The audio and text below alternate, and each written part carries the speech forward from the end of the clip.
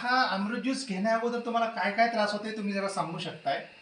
अमृत juice घेण्याच्या अगोदर sir माझं जे एच-बी आहे, एच-बी लेवल ही 9.5च्या पुढं माझ्या लाईफमध्ये कधीच गेली नाही. ओके. अमृत ज्यूस घेतल्यानंतर ना ती आत्ता जेव्हा मी रिझल्ट केला जस्ट गेल्या महिन्यातच केला मी, तर तो 11.3 झाला. क्या बात है! Very good. दुसरी गोष्ट सर माझं जे B12 लेवल आहे म्हणजे मी व्हॉल्युमॅट्रिक होते. व्हॉल्युमॅट्रिक म्हणजे माझ्यातल्या सगळे जे विटॅमिन्स किंवा मिनरल्स आहेत ते कमी लेवल दाखवायचे. ओके.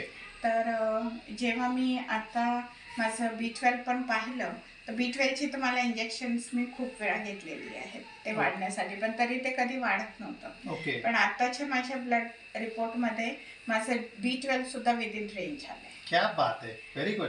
त्याचप्रमाणे माझं D3 पण विदिन रेंज झालं.